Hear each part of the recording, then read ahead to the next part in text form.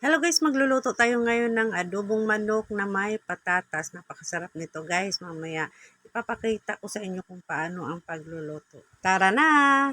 At ito na nga, nakapagsalang na ako ng mga hiniwang manok. Nilagyan ko na yan ng tuyo, suka, bawang, paminta, at mga seasoning kung ano-ano pang gusto nyong ilagay dyan. Pati na rin yung oyster sauce. At pagkatapos nga ay atin nang hanguin yung laman guys.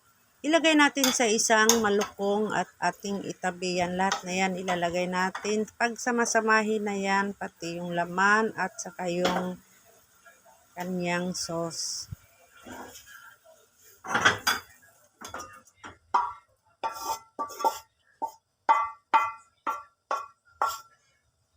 At banlawan lang natin ng kaunti ang ating kawali at atin na rin ipiprito yung ating nakahandang patatas. Bali, 2 piraso to ng patatas na hiniwa ko ng pakyug. At ipiprito lang natin siya ng dahan-dahan na may mahina ang apoy. So, ayun na guys.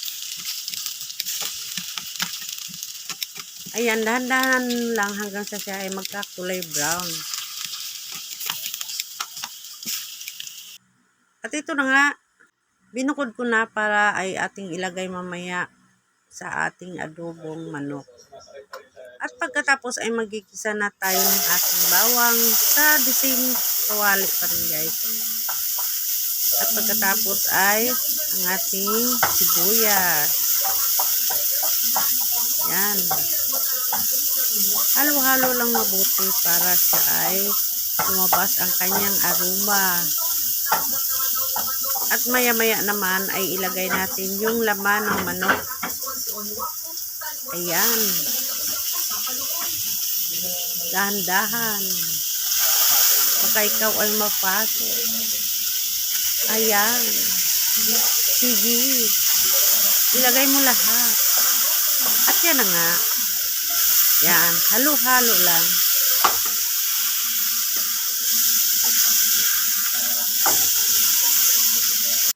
At ito na, igisa lang natin ng maigi ang laman.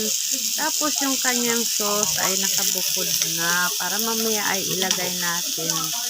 At ito na, nilagay ko na yung ating patatas at saka yung sauce na binukod natin kanina. At nilagyan ko na rin niya ng kunting mainit na tubig para siya ay magka-sauce talaga.